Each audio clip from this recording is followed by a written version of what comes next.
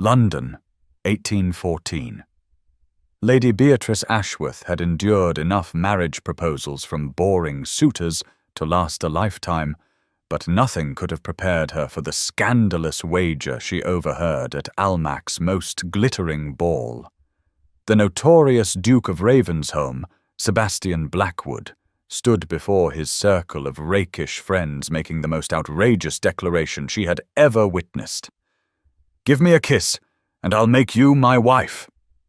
he proclaimed with insufferable arrogance, choosing her as his target to prove any wallflower could be conquered within a month. What he never expected was for the sharp-tongued daughter of an earl to march directly to his honourable younger brother and plant a passionate kiss on Gabriel's lips instead. Announcing to the stunned assembly that she had given Sebastian his requested kiss through proxy and now demanded he fulfill his promise of marriage. The crystal chandeliers of Almack's cast their golden glow across London's most exclusive assembly rooms, illuminating the cream of society as they waltzed through what promised to be the season's most memorable evening. Lady Beatrice Ashworth stood near the refreshment table, her emerald silk gown modest yet elegant, watching the swirling kaleidoscope of dancers with the practiced eye of someone who had observed rather than participated in such spectacles for far too many seasons. At 23, she possessed what polite society termed adequate beauty, her chestnut hair arranged in fashionable ringlets, her hazel eyes bright with intelligence that often proved more intimidating than attractive to potential suitors. Her stepmother, Lady Margaret Ashworth, hovered nearby like a bird of prey, her sharp gaze constantly surveying the room for eligible gentlemen who might overlook Beatrice's unfortunate tendency toward sharp retorts and unconventional opinions. "Beatrice, you must make more effort tonight," Lady Margaret hissed under her breath, her fan fluttering with agitation. "Lord Reginald has been most attentive these past weeks, and your father grows weary of your continued refusal of perfectly acceptable offers. The thought of Lord Reginald Thornbury, with his perpetually damp palms and tedious discussions of his extensive collection of butterflies, made Beatrice's stomach turn. She had endured 3 lengthy conversations about the mating habits of various Lepidoptera species and felt quite certain she would rather remain a spinster than subject herself to a lifetime of such scintillating discourse. "I fear Lord Reginald's butterflies hold more charm than their collector, stepmother," Beatrice replied, with a sweetness that barely concealed her irritation. "Perhaps we might seek a gentleman who can discuss topics beyond the wingspan of dead insects." Lady Margaret's face flushed with mortification as she glanced around to ensure no one had overheard such an improper assessment of a peer of the realm. "Your impertinence will be your ruin, Beatrice. Mark my words, you shall find yourself quite alone if you continue to dismiss every gentleman who shows you favour." The familiar lecture was interrupted by a commotion near the card-room doors, where a group of London's most notorious rakes had gathered around a tall, devastatingly handsome man whose very presence seemed to command attention from every corner of the ballroom. Lord Sebastian Blackwood, the Duke of Ravensholm, stood at the centre of the circle, his dark hair gleaming in the candlelight, his perfectly tailored evening clothes emphasizing broad shoulders and an athletic frame that spoke of hours spent fencing and riding rather than lounging in gentlemen's clubs. His reputation preceded him wherever he went, whispers of scandalous liaisons, broken hearts, and a complete disregard for social conventions that somehow only enhanced his appeal among the town's most sought-after beauties. Now please take a moment and subscribe to our channel and comment where you are watching from and what time is it. It is always fascinating to see where these stories get all around the world. Thank you. Beatrice found herself drawn closer to the group, her curiosity piqued by the animated discussion taking place. She positioned herself behind a convenient pillar, close enough to hear their conversation while remaining unobserved. "Come now, Ravensholm," Lord Pemberton was saying, his words slightly slurred from too much brandy. Surely you cannot claim that any woman would succumb to your charms within a matter of weeks. Some of these wallflowers have been firmly planted along the walls for entire seasons without so much as a second glance from any gentleman. Sebastian's laugh was rich and confident, the sound of a man who had never known defeat in matters of the heart. My dear Pemberton, you underestimate both my abilities and the susceptibility of the supposedly untouchable spinsters of London society. Given 1 month, I could have any lady in this room professing her undying love and begging for my hand in marriage. The boastful declaration drew snickers and murmurs of disbelief from his companions, while Beatrice felt her temper rising at his casual dismissal of women he deemed beneath his notice. Lord Whitfield, a portly gentleman known more for his gambling debts than his wit, leaned forward with obvious relish. "Prove it then, Your Grace. Choose one of these forgotten flowers and demonstrate your legendary powers of seduction. We shall wager £500 that you cannot accomplish such a feat within the month." Sebastian's gaze swept the ballroom with predatory interest, cataloguing the various ladies present with the calculating assessment of a hunter selecting his prey. His eyes paused momentarily on several young women before moving on, clearly finding them too easy or too obvious for his purposes.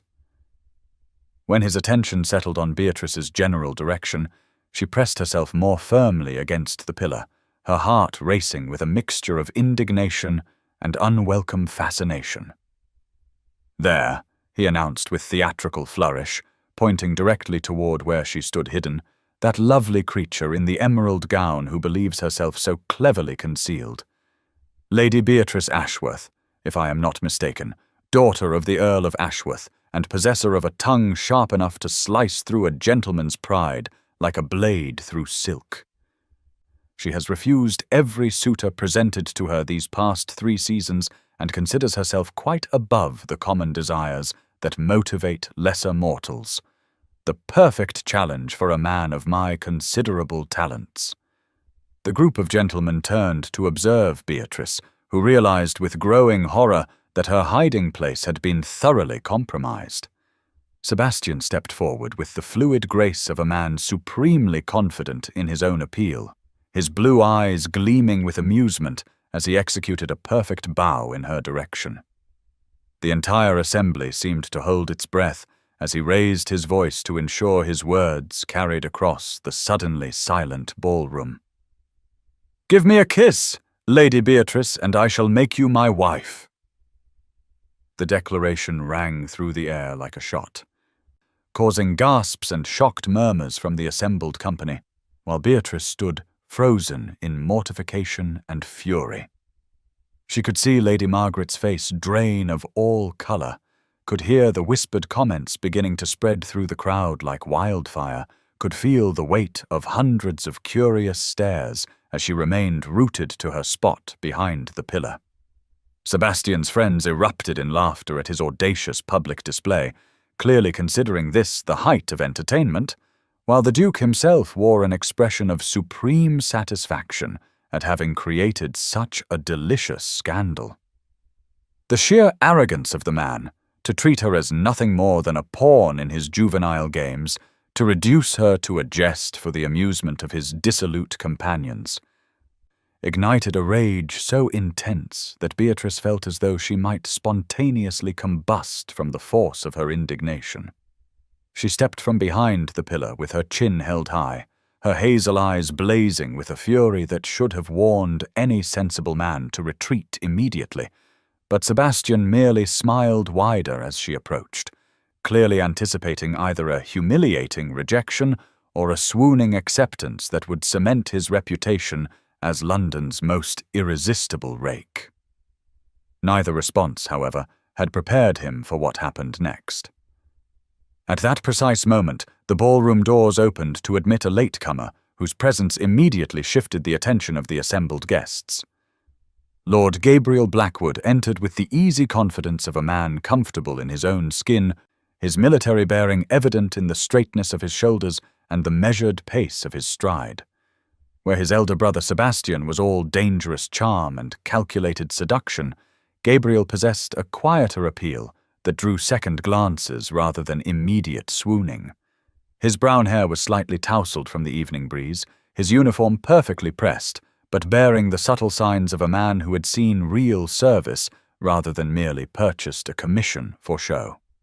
The brothers shared similar features, but where Sebastian's face held the sharp planes of a predator, Gabriel's countenance suggested strength, tempered by genuine kindness, and his green eyes held none of his brother's calculating assessment of the world around him. He paused at the entrance, clearly surprised by the unusual silence that had fallen over what should have been a lively social gathering, his gaze moving from face to face until it settled on the extraordinary tableau before him. Beatrice saw her opportunity and seized it with the desperation of a drowning woman grasping for salvation, her mind working with crystalline clarity despite the chaos of her emotions. Without hesitation or explanation, she crossed the remaining distance between herself and Gabriel with swift, purposeful steps, her emerald skirts rustling with the urgency of her movement. The assembled company watched in stunned fascination as she reached the bewildered military officer, rose gracefully onto her tiptoes, and pressed her lips to his in a kiss that was neither tentative nor apologetic, but rather a declaration of war against his brother's insufferable presumption. The ballroom erupted in gasps, shocked exclamations, and the flutter of hundreds of fans as London society witnessed what would undoubtedly become the scandal of the season. Gabriel, though clearly taken aback by this unprecedented assault upon his person, found himself responding to the soft pressure of her lips against his hands instinctively rising to steady her waist as she leaned into him with surprising boldness. When Beatrice finally stepped back, her cheeks flushed with equal parts embarrassment and triumph, she turned to face Sebastian with a smile that could have frozen champagne in its glass. "There, Your Grace," she announced in a voice that carried clearly across the silent assembly. "I have given you the kiss you so boldly requested, delivered through the most honorable proxy I could find in your own dear brother. Now, as a gentleman of your word, I trust you will proceed immediately with arrangements for our wedding, for I should hate to think that the Duke of Ravensholm would prove himself a liar before the cream of London society." The morning sun streaming through the windows of Ashworth House brought no relief from the storm that had erupted the previous evening, as news of Lady Beatrice's scandalous behaviour spread through London's drawing rooms faster than a fire through dry kindling. Beatrice sat in her father's study, her hands folded primly in her lap, while the Earl of Ashworth paced behind his mahogany desk like a caged lion, his face alternating between shades of purple and crimson as he struggled to comprehend the magnitude of his daughter's public disgrace. Lady Margaret had taken to her bed with smelling salts and a cold compress, declaring herself too overcome by mortification to face the world, while a steady stream of calling cards and hastily scribbled notes arrived at their door from society matrons eager to glean every delicious detail of the previous night's entertainment. "Beatrice, explain yourself this instant,"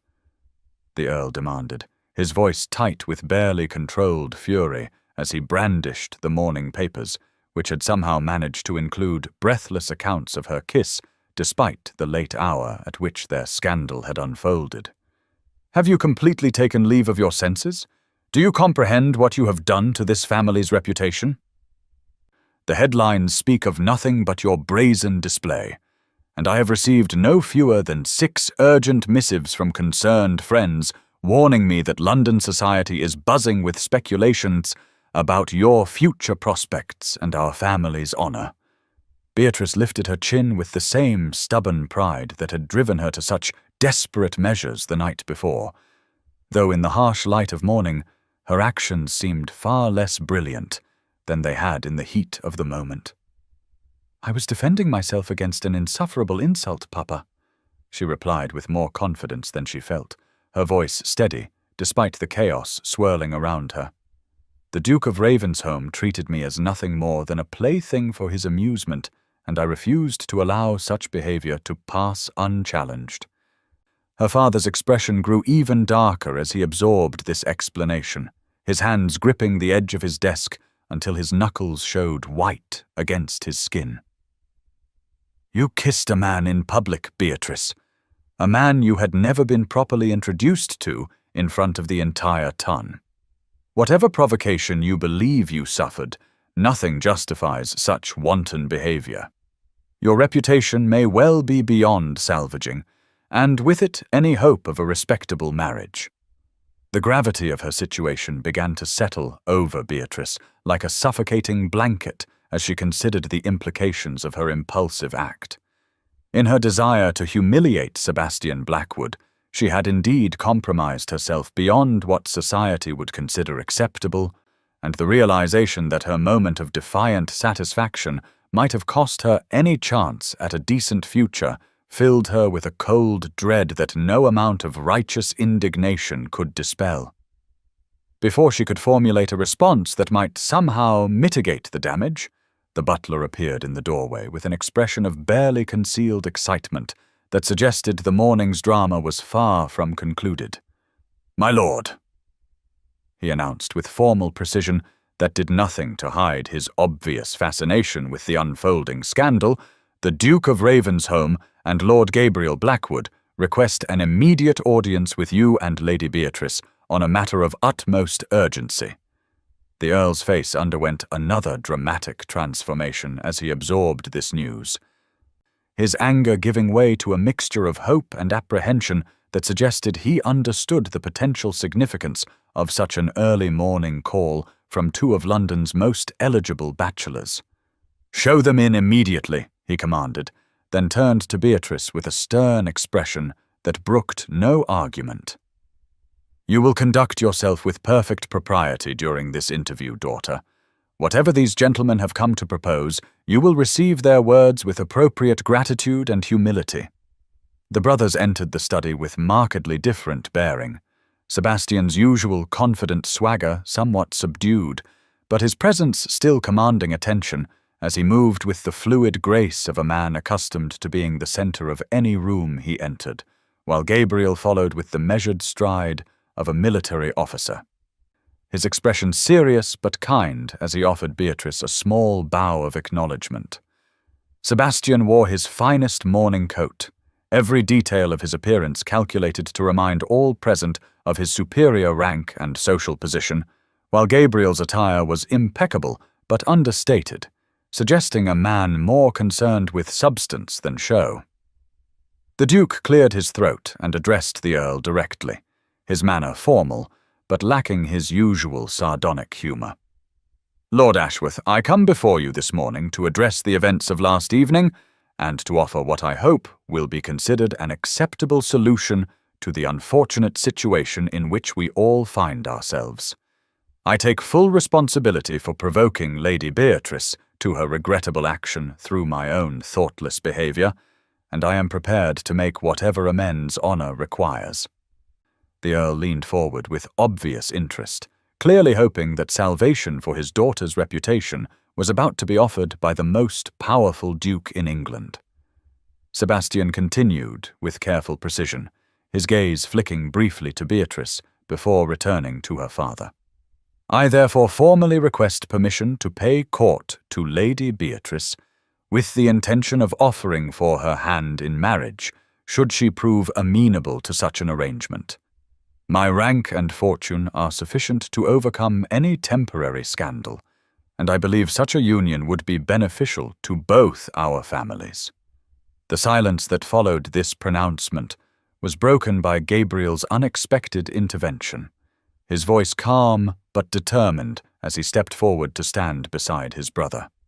"Your Grace, Lord Ashworth, I must respectfully disagree with my brother's assessment of the situation. While I appreciate his desire to act honorably, I cannot allow him to sacrifice himself out of mere duty when my own feelings in this matter have become decidedly engaged." Gabriel turned to face Beatrice directly, his green eyes warm with an emotion she had not expected to see there, his words careful but sincere. "Lady Beatrice, Though our acquaintance is brief,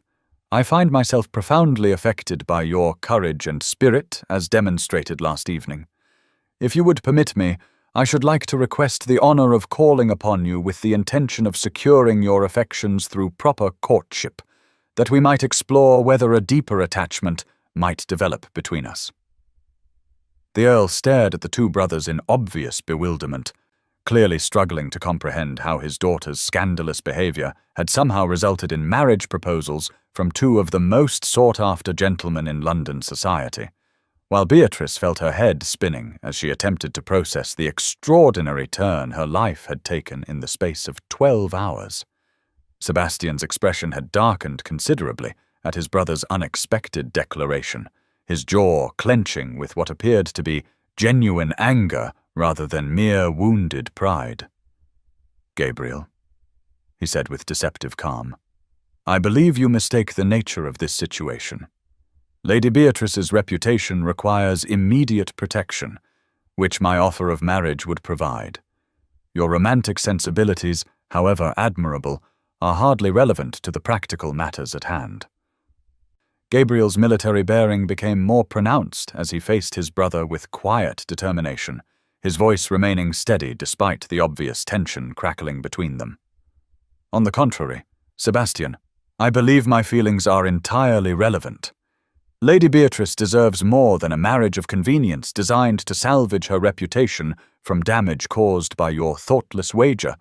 She deserves genuine affection and respect, which I am prepared to offer her." The brothers faced each other with a hostility that surprised everyone present, their usual comfortable relationship clearly strained by this unexpected conflict of interests, while Beatrice watched in growing amazement as two gentlemen who had barely known of her existence 24 hours earlier now appeared ready to come to blows over the privilege of courting her. The Earl, sensing an opportunity to secure an advantageous match for his difficult daughter, cleared his throat diplomatically.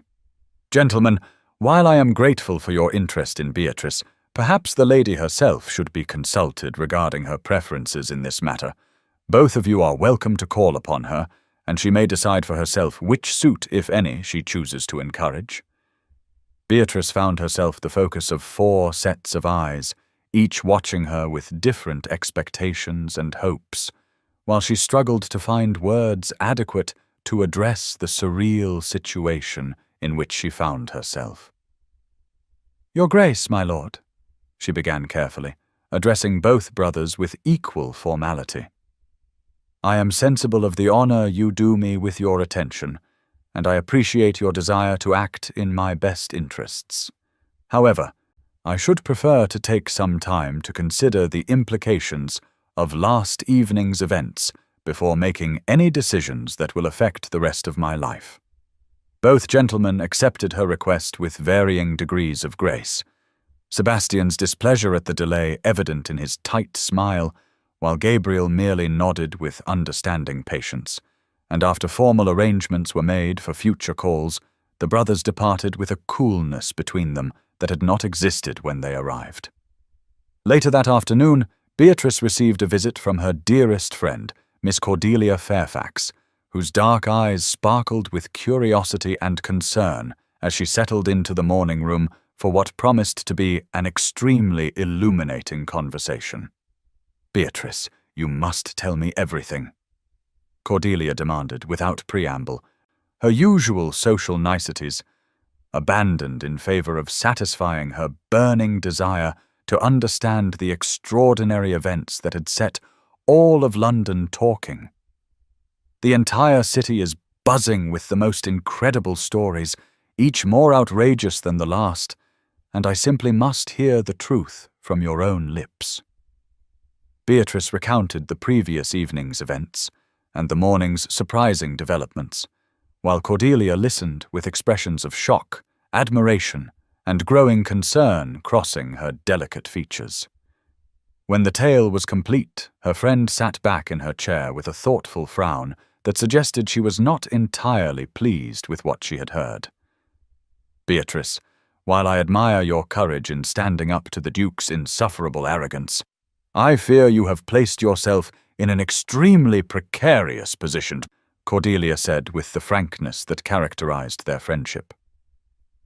"Both brothers are dangerous in their own ways. Sebastian, because he is a notorious rake who has never shown the slightest interest in matrimony, and Gabriel, because he appears genuinely smitten with you after a single encounter, which suggests a romantic nature that might prove overwhelming." Beatrice had been expecting congratulations on her triumph over Sebastian's presumption, and her friend's cautious response disappointed her considerably. "Surely you cannot fault Gabriel for his honorable behavior, Cordelia," she protested, remembering the warmth in his green eyes when he had spoken of his feelings for her. "His military service speaks to his character, and his willingness to court me properly shows respect for both myself and social conventions." Cordelia leaned forward with an earnest expression that conveyed the depth of her concern for her friend's welfare. "I do not fault him for his honor, dear, but I question the wisdom of accepting either brother when their family is clearly divided against itself. You have witnessed the beginning of what promises to be a significant rift between them, and any woman who comes between brothers, however innocently, often finds herself blamed for the destruction of their relationship. Consider carefully whether you wish to begin a marriage under such circumstances, for the happiness you might find with one brother could be forever shadowed by the resentment of the other." Sebastian Blackwood possessed an intuitive understanding of feminine psychology that had served him well throughout his illustrious career as London's most notorious rake, and he approached his campaign for Beatrice's affections with the strategic precision of a general planning a military offensive. The morning after his confrontation with Gabriel in the Earl's study, he dispatched his most trusted footman with the first salvo in what promised to be an elaborate siege of Lady Beatrice's defences. An exquisite bouquet of white roses, accompanied by a volume of Lord Byron's latest poetry, bound in Morocco leather with her initials embossed in gold. The accompanying note, written in his elegant script on heavy cream paper, bearing the Ravensholm crest, struck precisely the right tone of respectful admiration tempered with intriguing mystery. "My dear Lady Beatrice," it read,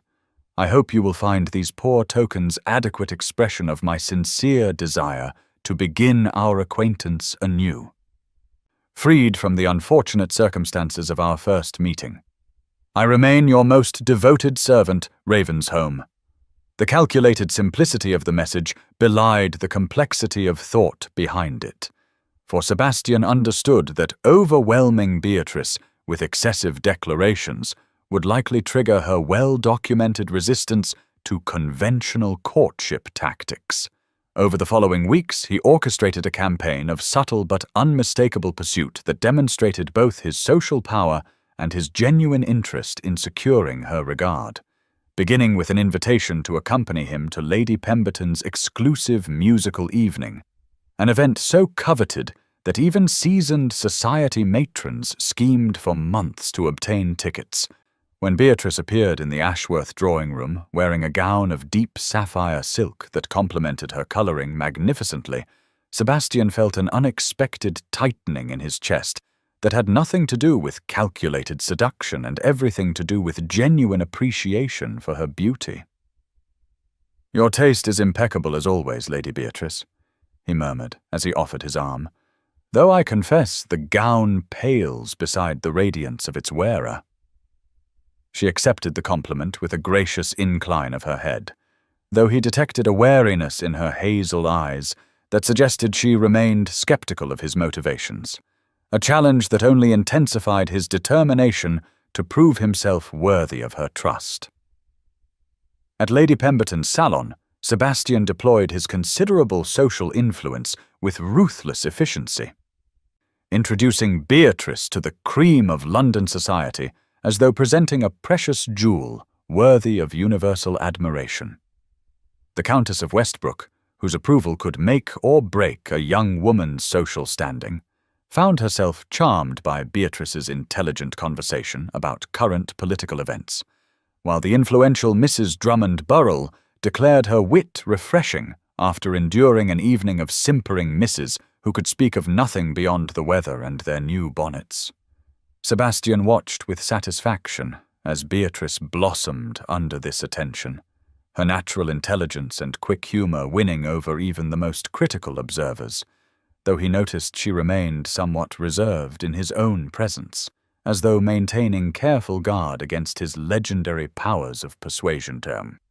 The evening's entertainment featured a renowned Italian soprano whose performance of selections from Mozart's operas should have commanded Beatrice's full attention, yet Sebastian observed her stealing glances in his direction throughout the musical program, her expression thoughtful rather than swooning, which he found infinitely more intriguing than the usual rapturous gazes he inspired in susceptible young ladies. During the intermission, he guided her onto Lady Pemberton's famous terrace, where Chinese lanterns cast romantic shadows among the carefully cultivated roses and jasmine, the scent of the flowers heavy in the warm spring air. "This is quite beautiful," Beatrice commented as she admired the garden's elegant design, her voice carrying a note of genuine appreciation that reminded Sebastian why he found her so different from other women of his acquaintance. Most of his previous conquests would have used such a setting to hint broadly about romantic inclinations or to position themselves advantageously for stolen kisses, but Beatrice seemed genuinely interested in the aesthetic merits of their surroundings rather than the romantic possibilities they presented. Sebastian found himself studying her profile in the moonlight, noting the delicate curve of her jaw and the way the lantern light caught the auburn highlights in her carefully arranged hair, while his usual repertoire of practiced seductive conversation seemed suddenly inadequate to the task of engaging this remarkable woman. "Lady Beatrice," he began, his voice carrying an uncharacteristic note of uncertainty that would have shocked his friends, "I hope you will not think me presumptuous if I confess that these past weeks in your company have proven quite revelatory.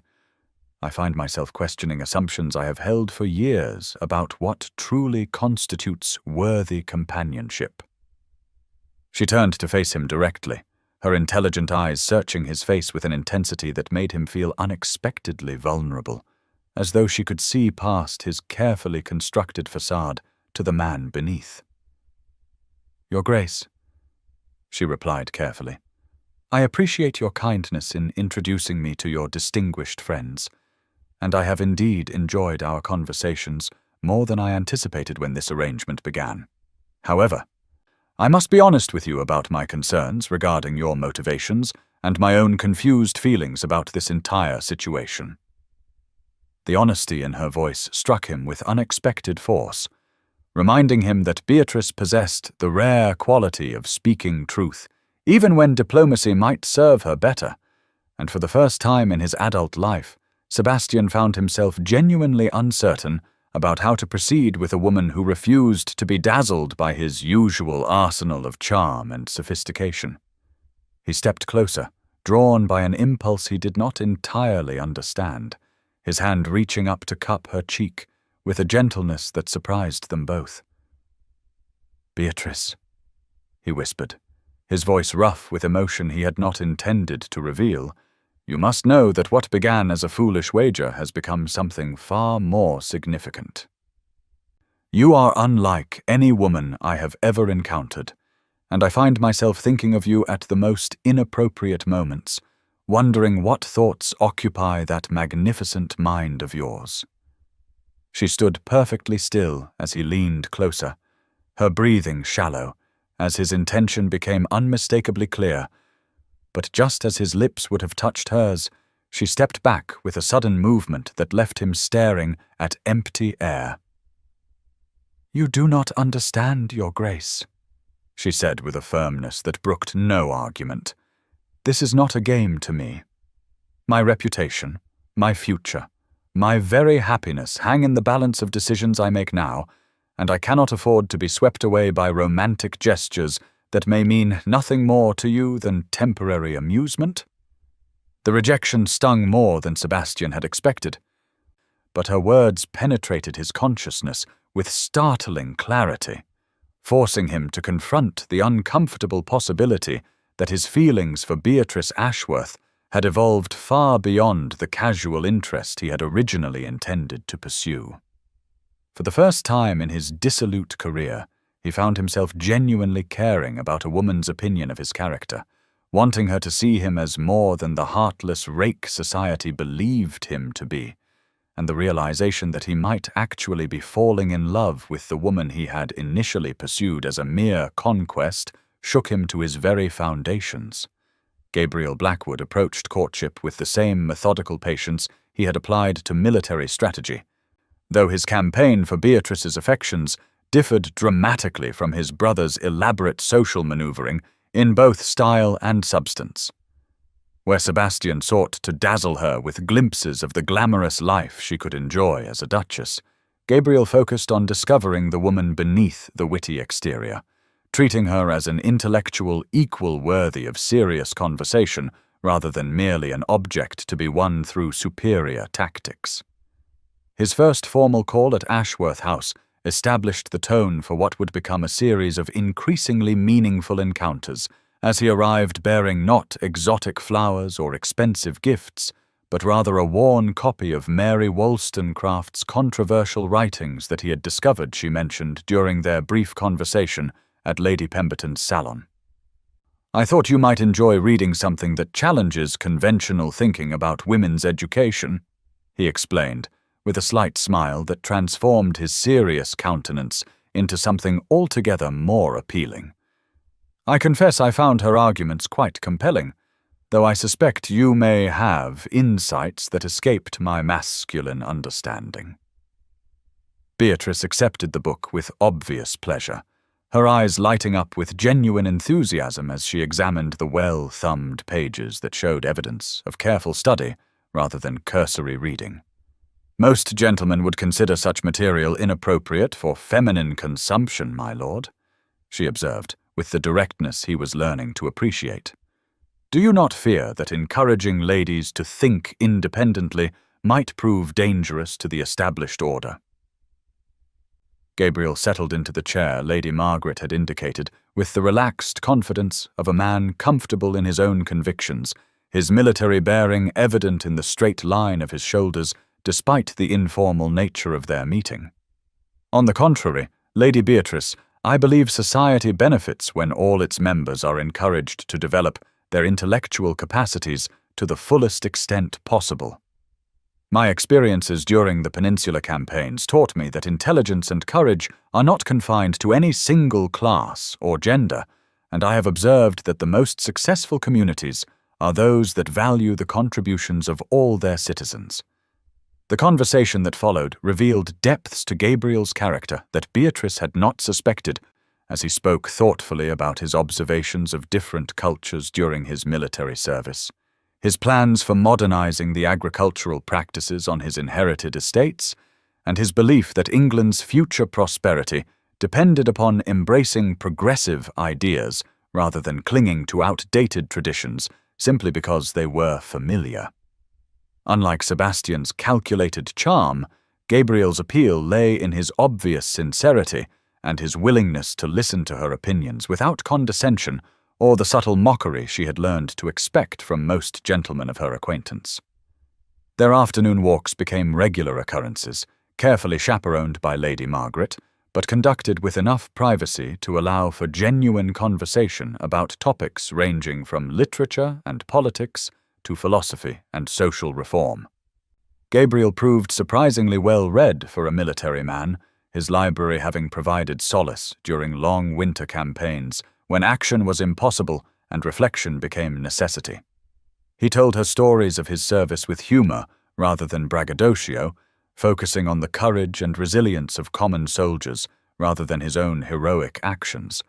though she gradually pieced together evidence of his distinguished record from casual references to battles and commendations.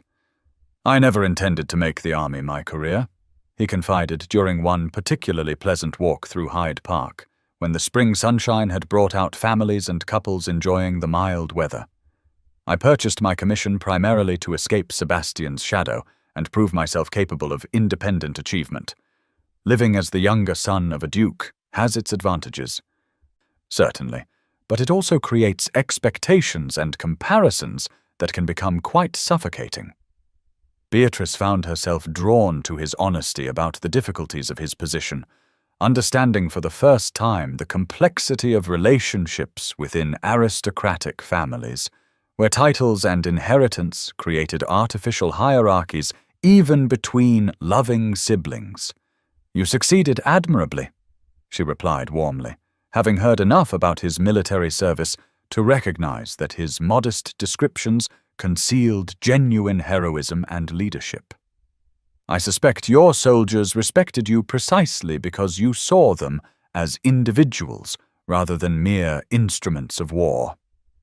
Their conversation was interrupted by the thunder of hooves as a runaway horse charged directly toward a group of children playing near the Serpentine. But before Gabriel could react, Beatrice had spurred her own mount forward in an attempt to intercept the animal before it could cause injury. Her intervention succeeded in diverting the horse's attention, but the sudden maneuver caused her usually reliable mare to shy violently, throwing Beatrice from the saddle with enough force to leave her stunned and shaken on the ground. Gabriel reached her side within seconds, his face pale with concern as he knelt beside her, his hands gentle but thorough as he checked for serious injuries while maintaining perfect propriety despite his obvious worry. "Can you move your fingers? Your toes? Does anything feel broken?" he asked urgently, his medical knowledge gained from battlefield experience evident in the systematic nature of his examination.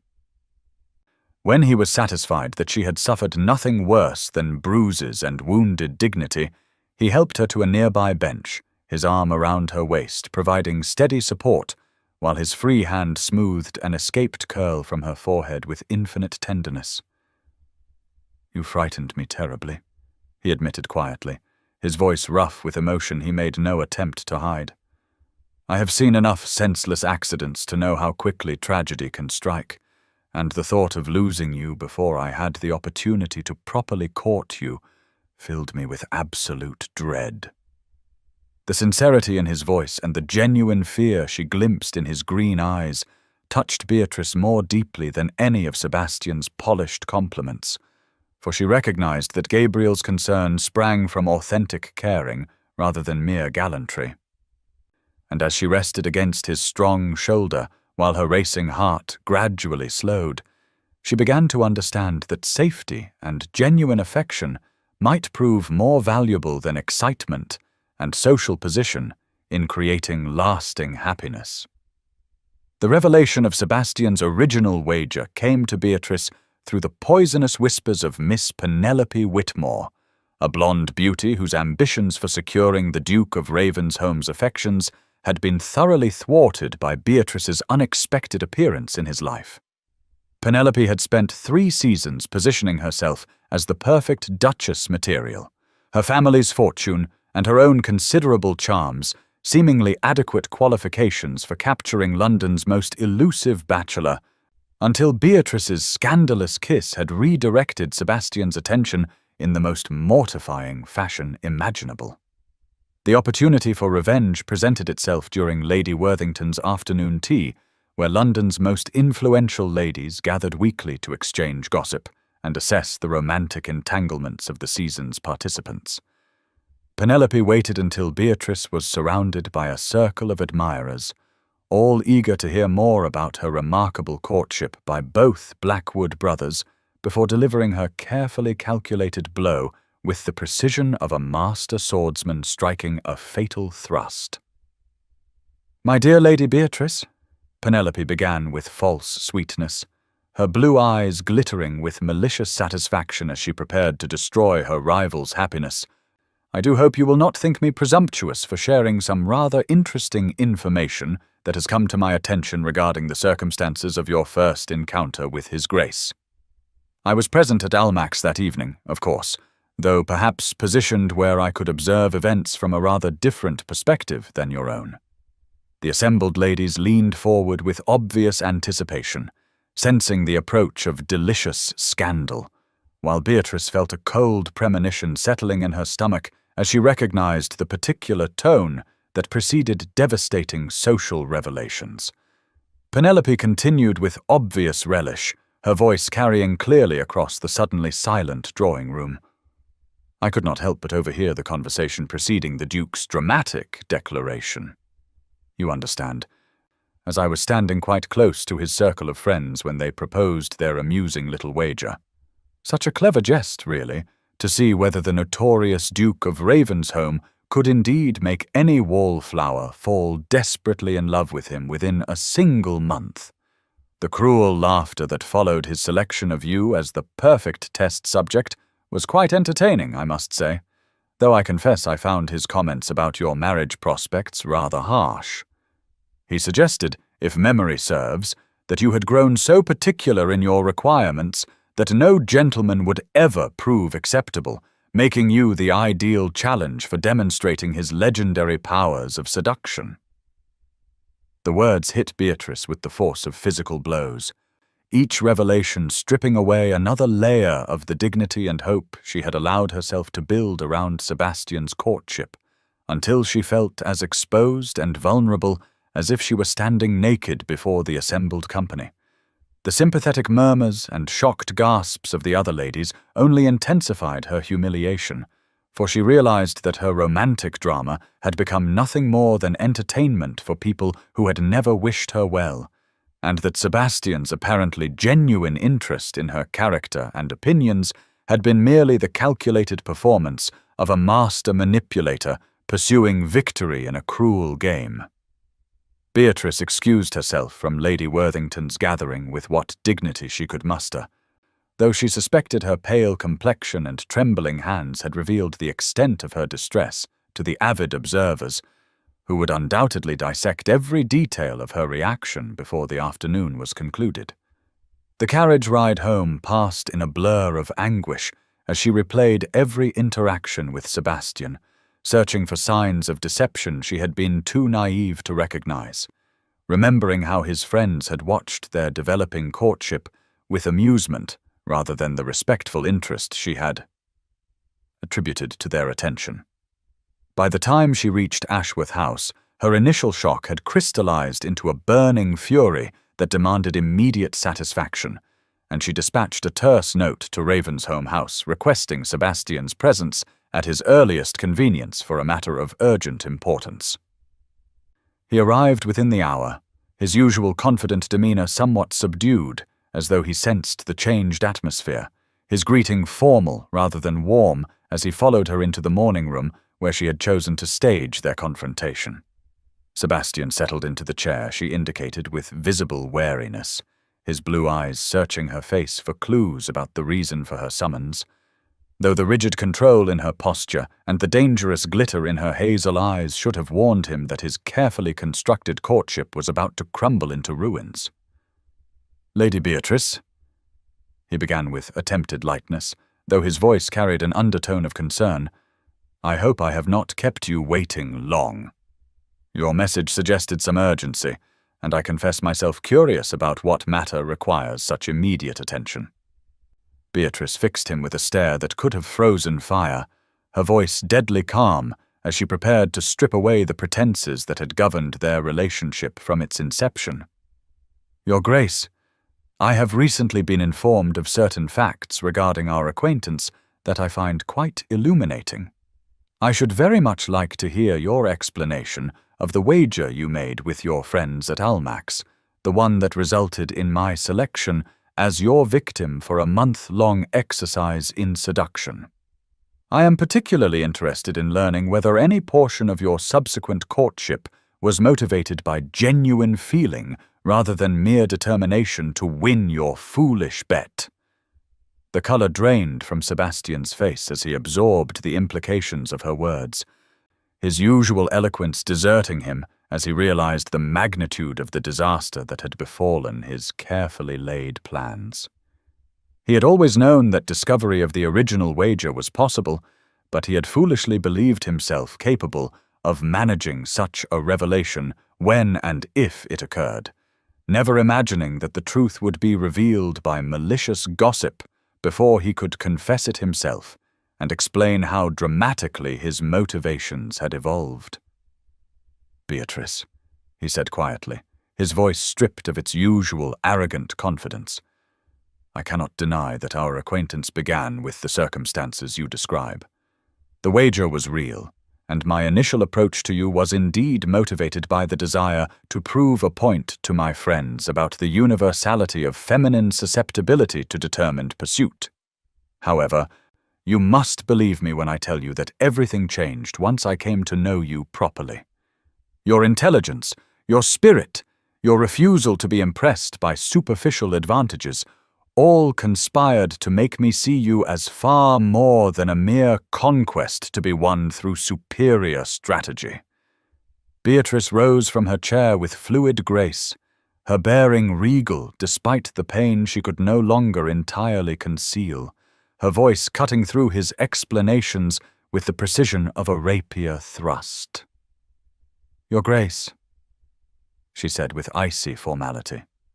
"I am afraid your belated honesty comes rather too late to salvage either my dignity or my trust in your character. You speak of changed feelings, as though they excuse the fundamental deception that underlies our entire acquaintance.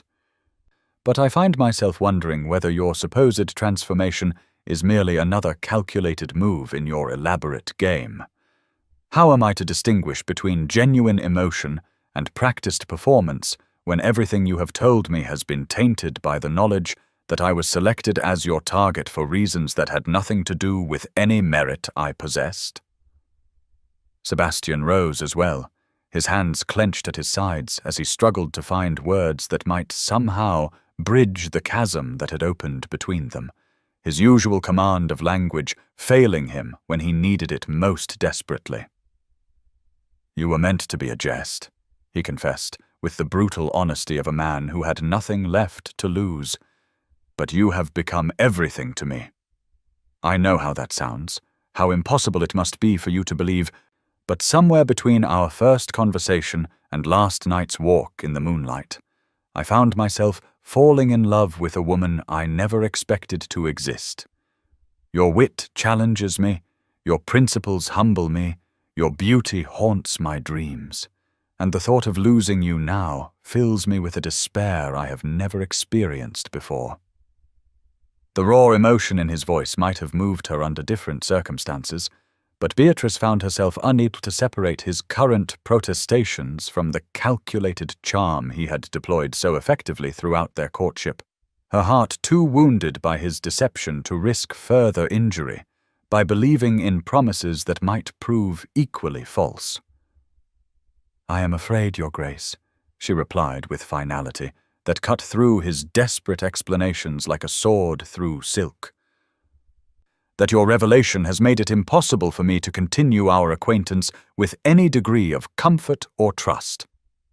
I must ask you to cease your attentions and allow me to determine my future without the complication of wondering whether your interest in my welfare is genuine or merely the continuation of an elaborate masquerade designed to salve your wounded pride." The news of Sebastian's original wager reached Gabriel through his brother's own tormented confession, delivered in the library at Blackwood Manor, where both men had retreated after an increasingly tense family dinner, during which Sebastian's distraction and Gabriel's obvious concern had created an atmosphere of unspoken conflict that even their grandmother had found difficult to ignore. Gabriel listened in growing horror as Sebastian recounted the events at Almack's, his military training in strategic analysis allowing him to immediately grasp the implications of what he was hearing, though his fundamental sense of honor recoiled from the casual cruelty his brother described with obvious self-loathing. The full magnitude of Sebastian's betrayal struck him with devastating force, as he realized that Beatrice had been manipulated and humiliated by the very man who now claimed to love her, and that his own developing feelings for her had been complicated by circumstances far more sordid than he had imagined. "You treated her like a plaything," Gabriel said, with quiet fury that was far more menacing than any shouted accusation could have been, his green eyes blazing with an anger that transformed his usually gentle features into something altogether more dangerous. "You selected her for your amusement based on the cruelest possible criteria, subjected her to public scrutiny and private manipulation, all for the sake of proving your superiority in a game she did not even know she was playing. The fact that you claim to have developed genuine feelings for her does not excuse the fundamental violation of trust and dignity that characterized your original approach.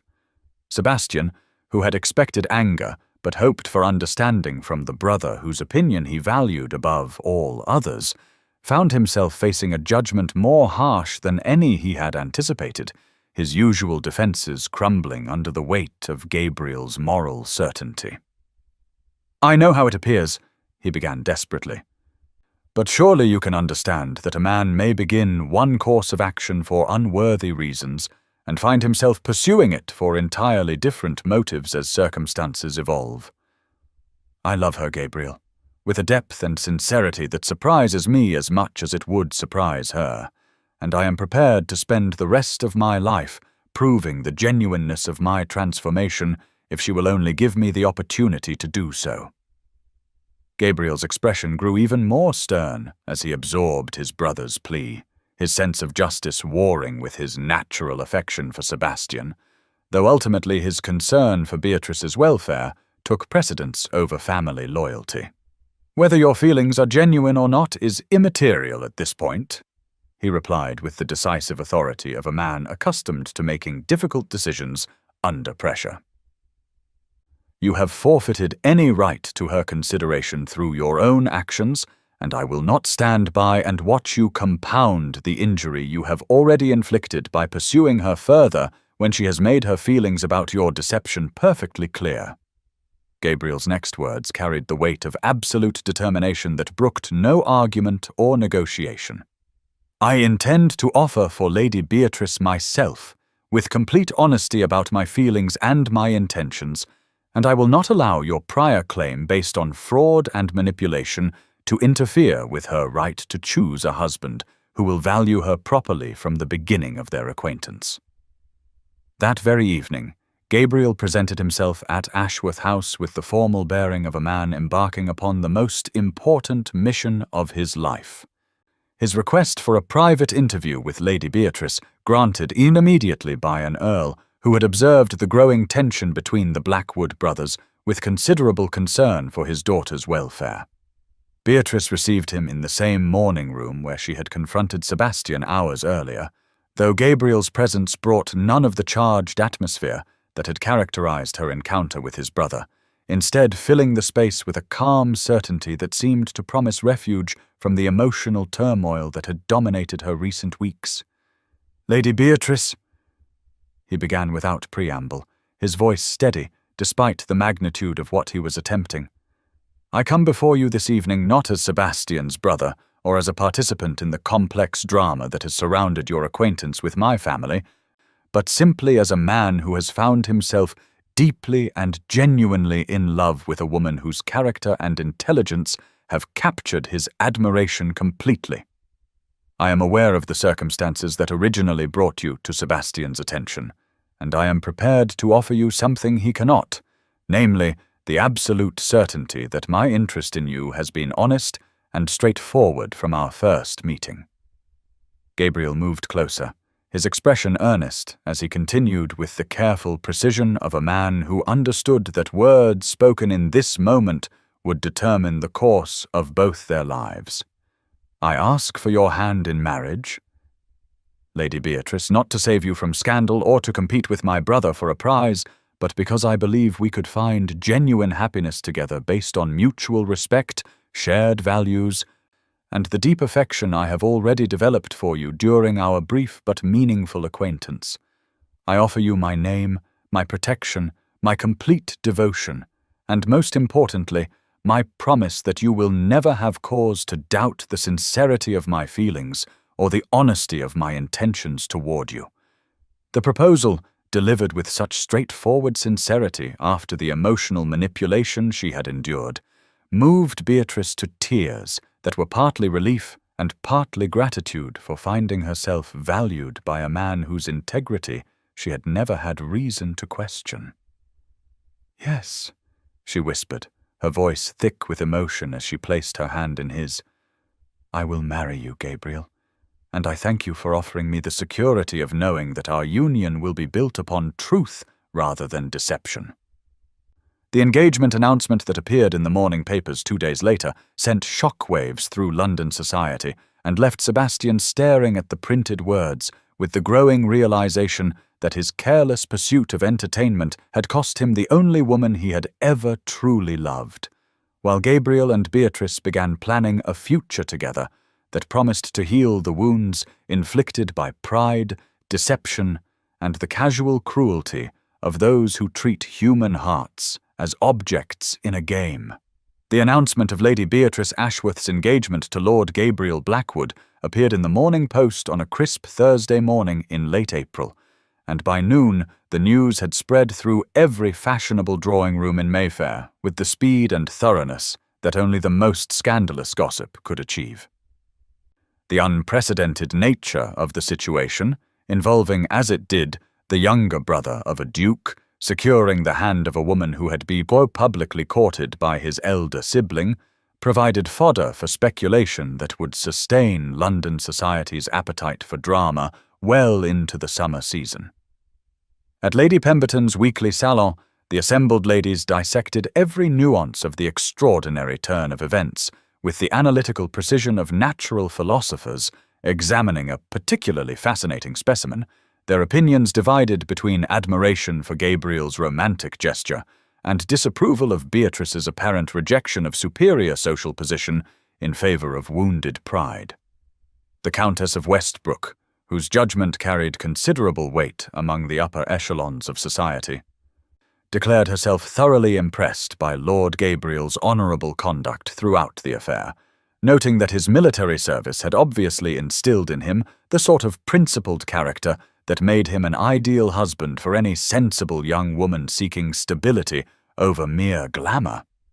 Her assessment was echoed by several other matrons who had observed Gabriel's courtship with approval, appreciating his respectful attention to propriety and his obvious sincere regard for Beatrice's intellectual capabilities rather than merely her physical charms. However, a significant faction of society observers, led by the sharp-tongued Duchess of Marlborough, expressed the opinion that Beatrice had made a grave error in rejecting the opportunity to become a duchess in favor of accepting the secondary title and more modest circumstances that marriage to a younger son would provide. These critics whispered that wounded pride and feminine spite had clouded her judgment, preventing her from recognizing that Sebastian's initial deception did not necessarily negate the genuine feelings he claimed to have developed during their acquaintance. The speculation grew even more intense when it became known that Sebastian had not appeared in public since the engagement announcement, leading to rumors that the Duke of Ravensholm was either planning some dramatic gesture to reclaim his lost love or had fallen into a state of melancholic brooding that would require considerable time and distance to resolve.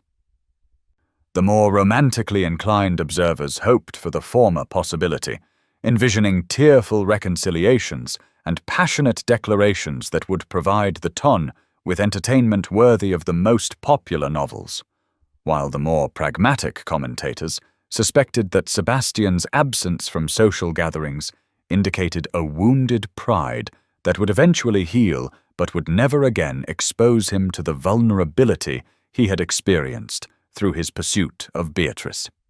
Lady Margaret Ashworth received the news of her daughter's engagement with feelings that defied easy categorization. Her maternal satisfaction at seeing Beatrice settled with a respectable gentleman warring with disappointment at the missed opportunity for her daughter to achieve the pinnacle of social success that marriage to a duke would have represented. She had spent considerable effort cultivating connections that might prove beneficial to a future Duchess of Ravensholm, and the prospect of redirecting those energies toward supporting a future Viscountess required a significant adjustment of expectations and aspirations. Nevertheless, her genuine affection for Gabriel, whom she had always considered superior to his elder brother in matters of character and reliability, made it impossible to view the match as anything other than advantageous for Beatrice's long-term happiness, even if it fell short of the social triumph she had originally envisioned. During the formal interview in which Gabriel requested permission to pay his addresses to her daughter, Lady Margaret found herself impressed by his straightforward sincerity and his obvious understanding of the responsibilities that would accompany marriage to a woman of Beatrice's intelligence and strong opinions. "I confess, Lord Gabriel," she told him with the candor that had always characterized her conversations with young people, "that I had hoped to see Beatrice established in a position that would reflect her considerable merits and provide her with the social influence she deserves. However, I have observed your character long enough to recognize that you possess the qualities most essential for her happiness, namely integrity, compassion, and the wisdom to appreciate her unique qualities rather than attempting to suppress them in favor of conventional feminine submissiveness." Gabriel's response revealed both his understanding of her concerns and his determination to prove worthy of her trust in his ability to make Beatrice happy, despite the dramatic circumstances that had brought about their engagement. "My lady," he replied with the respectful formality that had always marked his dealings with her, "I am fully aware that I cannot offer your daughter the elevated position that marriage to my brother would have provided, but I can promise you that she will never have cause to doubt either my devotion to her welfare or my commitment to supporting her intellectual and social interests to the fullest extent of my abilities. I believe that genuine love and mutual respect provide a more solid foundation for lasting happiness than social prominence based on deception and manipulation. And I am prepared to spend my lifetime proving the truth of that conviction through my conduct as Beatrice's husband." The weeks following the engagement announcement proved challenging for Beatrice as she struggled to reconcile her decision with the complex emotions that continued to plague her whenever she encountered reminders of Sebastian's passionate pursuit and her own inexplicable response to his magnetic personality. Her rational mind repeatedly confirmed the wisdom of accepting Gabriel's proposal, cataloguing his virtues with the thoroughness of a scholar preparing a dissertation on masculine excellence. Yet some treacherous corner of her heart continued to whisper that security and respectability might prove poor substitutes for the intoxicating excitement that Sebastian had brought to her previously ordered existence. The comparison between the two brothers became an obsession she could not shake, manifesting itself in moments when Gabriel's patient kindness struck her as almost too perfect, lacking the unpredictable intensity that had made every encounter with Sebastian feel like a dangerous adventure into uncharted emotional territory.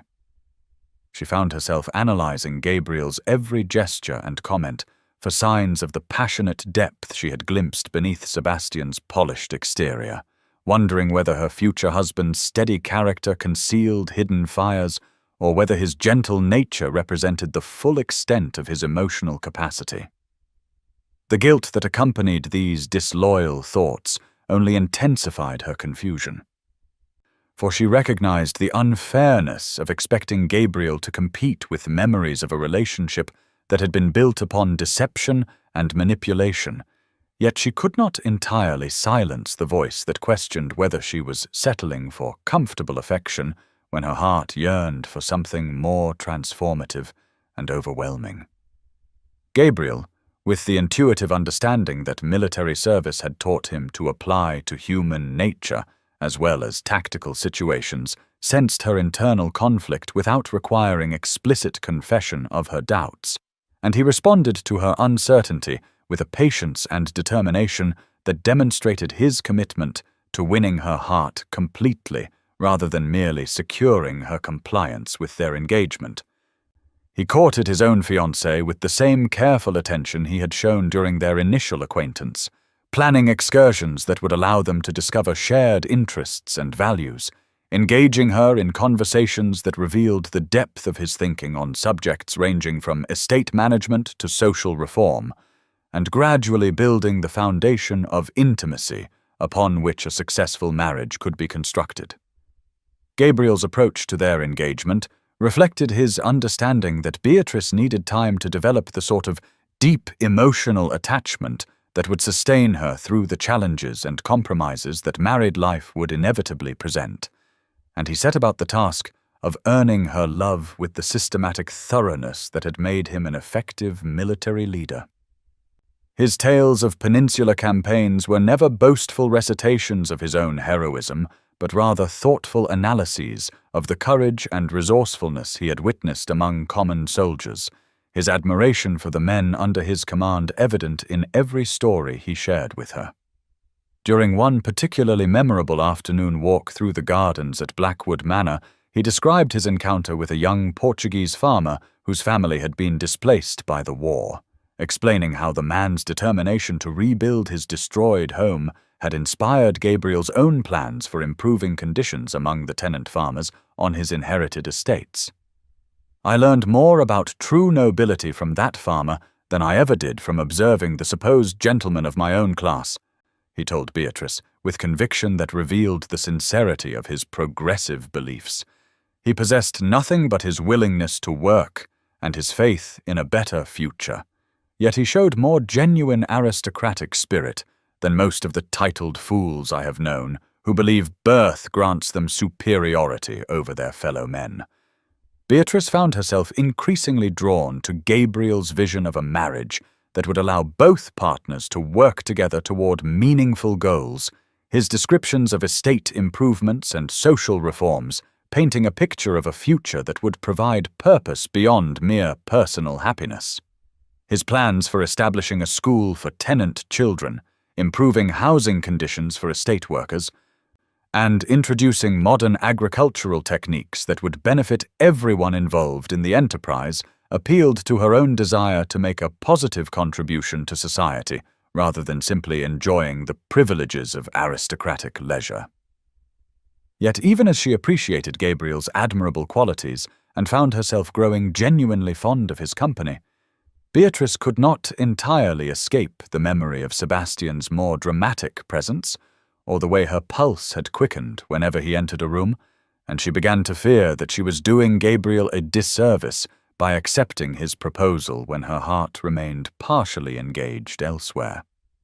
The test of her conflicted feelings came unexpectedly during the Worthington Ball, where Sebastian made his first public appearance since the engagement announcement. His presence immediately noticeable, despite his obvious attempt to remain inconspicuous among the gathered guests. Beatrice felt his arrival like a physical shock, her body responding to his proximity with an intensity that made her grateful for Gabriel's steadying presence at her side, though she could not prevent herself from stealing glances in Sebastian's direction throughout the evening. When Gabriel was temporarily called away to settle a disagreement between two elderly gentlemen who had begun arguing about military strategy, Sebastian approached her with the careful movements of a man walking through a minefield, his usual confidence replaced by an uncertainty that made him appear almost vulnerable despite his imposing presence. "Lady Beatrice," he said quietly, his voice carrying none of its customary arrogance, "I hope you will permit me to offer my congratulations on your engagement and my sincere wishes for your happiness.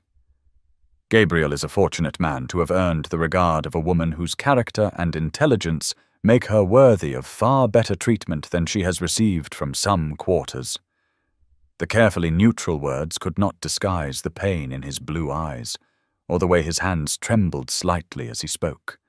and Beatrice found herself fighting the irrational urge to comfort him, despite knowing that his suffering was largely the consequence of his own actions. "Your Grace," she replied with formal politeness that concealed the turmoil his presence had unleashed,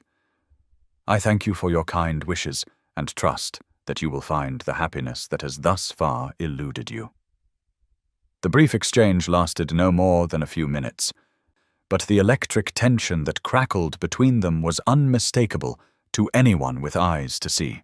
leaving Beatrice more confused than ever about her true feelings and forcing her to confront the uncomfortable possibility that her engagement to Gabriel might represent an attempt to escape from emotions she was not prepared to acknowledge, rather than a genuine commitment to building a future with the man she claimed to love.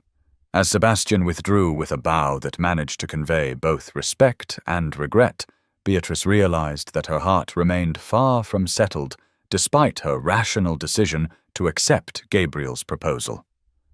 And she began to wonder whether she possessed the strength and wisdom necessary to honor her commitment to a man whose only fault lay in being compared to a brother whose hold over her emotions defied both logic and moral principle. Sebastian's transformation began not with grand gestures designed to capture public attention, but with quiet acts of contrition that reflected a genuine understanding of the principles he had violated through his careless pursuit of entertainment at another's expense. The Duke of Ravensholm, who had never concerned himself with the welfare of those beneath his social station beyond the minimal obligations his position required, found himself riding out to inspect the conditions of his tenant farmers with an attention to detail that surprised both his estate manager and the farmers themselves. During one such visit, he discovered that the Hartwell family faced eviction due to debts incurred when their eldest son had been injured in a farming accident that prevented him from contributing to the harvest, leaving the family unable to meet their rent obligations despite their previous reliability and hard work. The old Sebastian would have dismissed such concerns as the inevitable consequence of peasant improvidence,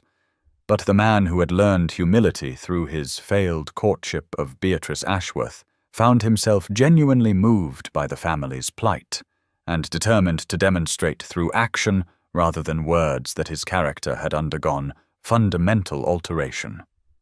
He not only forgave the outstanding debt, but also arranged for the injured son to receive proper medical attention from a physician in London, establishing a fund to ensure that similar emergencies among his tenants would not result in destitution for families whose only crime was the misfortune that could befall anyone regardless of their moral worth or industriousness. Word of his unexpected generosity spread through the county with remarkable speed, creating the first stirrings of a reputation that had nothing to do with his notorious romantic exploits, and everything to do with the sort of responsible stewardship that characterized true aristocratic leadership rather than mere hereditary privilege. His next act of reform targeted an issue closer to Gabriel's heart, as Sebastian established a substantial charitable foundation dedicated to supporting veterans of the Peninsular campaigns who had returned from service wounded in body or spirit, unable to resume their previous occupations and often abandoned by a society that had celebrated their heroism in wartime but quickly forgotten their sacrifices once peace was restored. The foundation provided not merely financial assistance, but also practical training in trades that would allow disabled soldiers to support themselves with dignity, while also offering medical care for those whose injuries required ongoing treatment that their own resources could not provide. Sebastian's personal involvement in the project surprised those who knew him, as he spent hours interviewing veterans to understand their specific needs and challenges. His conversations with men who had served under Gabriel's command, providing him with insights into his brother's character that he had never bothered to seek during their youth together. Through these interactions, he began to comprehend the depth of respect and affection Gabriel commanded among those who had served with him, understanding for the first time that his younger brother possessed qualities of leadership and compassion that had nothing to do with inherited position and everything to do with earned authority based on genuine care for others' welfare. The Foundation's work became Sebastian's primary occupation during the weeks following Beatrice's engagement, providing him with both purpose and a means of honoring the brother whose happiness he had inadvertently destroyed through his own selfish pursuits, though he carefully ensured that his charitable activities received no public recognition that might suggest he was performing acts of kindness merely to rehabilitate his damaged reputation. The culmination of Sebastian's transformation manifested itself in a letter to Beatrice that required multiple drafts before he achieved the tone of humble sincerity he sought, each revision stripping away another layer of the sophisticated rhetoric that had characterized his previous correspondence in favor of direct emotional honesty that felt both foreign and necessary to his purpose. The final version, written on plain paper rather than his usual expensive stationery bearing the ducal crest, represented the most vulnerable communication he had ever composed, exposing thoughts and feelings he had never shared with another human being, despite his reputation for effortless charm and easy intimacy. "My dearest Beatrice," he wrote in script that lacked his usual elegant flourishes, betraying the trembling hand that had guided the pen. "I write to you not in hope of changing your decision regarding your engagement, for I understand that my actions have forfeited any claim to your consideration, but rather to ensure that you possess complete knowledge of the transformation you have wrought in a man who believed himself incapable of genuine feeling or moral growth. You asked me once whether any portion of my attention was motivated by authentic emotion rather than calculated performance, and I find that question haunts my every waking moment, not because I doubt the answer, but because I fear you will never believe the truth of what you accomplished simply by being yourself in the presence of a man who had forgotten that authentic goodness could exist without artifice or ulterior motive." The letter continued for several pages, detailing not his charitable works, which he mentioned only in passing,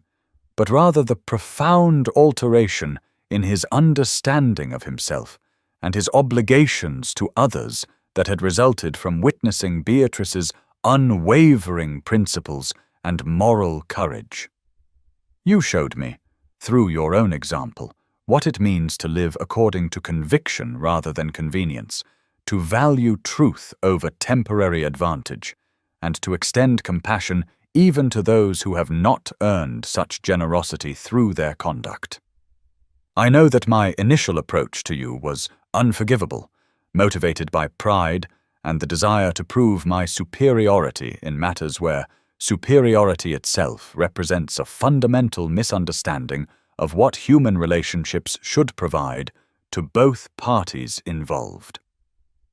Yet I also know that somewhere between my first calculated compliment and our last conversation in Lady Pemberton's garden, I discovered feelings that surprised me with their intensity and their complete independence from any desire for conquest or social triumph. The letter found its way to Beatrice through his usual footman, though Sebastian had instructed that it be delivered only when she was alone and could read its contents without the immediate pressure of others' observations or expectations regarding her response. Beatrice received the communication in her morning room while Gabriel was occupied with estate business,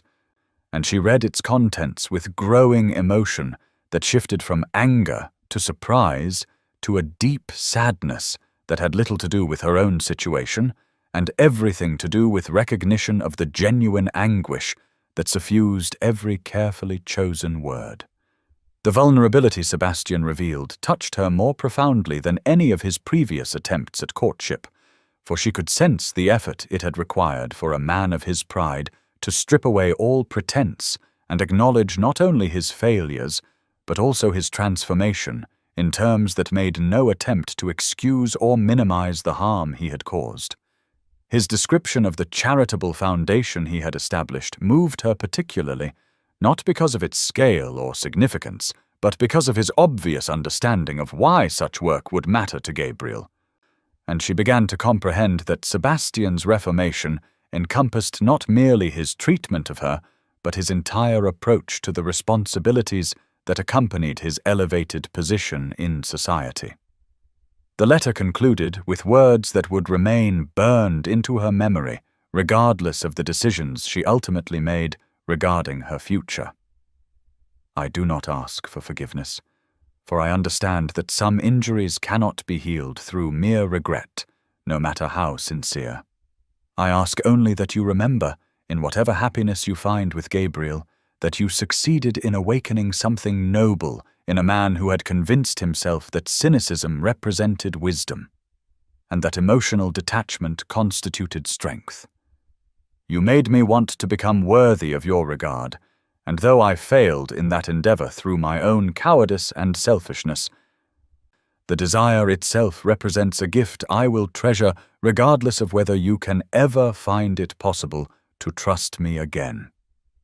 Gabriel discovered the letter quite by accident when he returned from his business earlier than expected, and found Beatrice in the morning room, her face tear-stained as she clutched the folded pages with hands that trembled with emotion she made no attempt to conceal or explain. His military experience had taught him to assess situations quickly and accurately, and the sight of his fiancée in obvious distress over correspondence that bore his brother's distinctive handwriting told him everything he needed to know about the nature of the communication and its effect upon the woman he loved. Rather than demanding an explanation or reacting with the jealousy that might have been expected under such circumstances, Gabriel simply sat beside Beatrice and waited with the patient silence of a man who understood that some moments required space for truth to emerge naturally, rather than being forced through interrogation or accusation. When she finally looked up at him with eyes that held a mixture of guilt, confusion, and something that might have been relief at being discovered, he simply asked whether she wished to discuss what she had read, or whether she preferred to process her thoughts in solitude before addressing the implications of whatever Sebastian had written. Beatrice handed him the letter without comment, understanding that their engagement had progressed to a point where complete honesty represented the only foundation upon which their future relationship could be built, regardless of whether that future remained the one they had originally planned together. Gabriel read Sebastian's words with the same careful attention he would have devoted to military dispatches containing crucial intelligence about enemy positions, his expression growing increasingly thoughtful as he absorbed both the content of his brother's confession and the obvious sincerity of the emotions that had motivated its composition. When he finished reading, he folded the letter carefully and returned it to Beatrice, his green eyes reflecting a sadness that had nothing to do with wounded pride, and everything to do with the recognition that the situation had become far more complex than any of them had originally anticipated. Gabriel rose from his chair and walked to the window overlooking the garden where he had spent so many pleasant hours in Beatrice's company, building the friendship that had seemed to promise a solid foundation for their marriage, his shoulders carrying the weight of a decision that would require him to set aside his own desires in service of something he valued even more highly than his personal happiness. "Beatrice," he said quietly without turning to face her, his voice carrying the steady control that had served him well during his military career. When difficult choices could not be avoided simply because they caused pain, I think we must acknowledge that this letter changes the fundamental nature of our situation and requires us to examine our engagement with complete honesty about our respective feelings and motivations.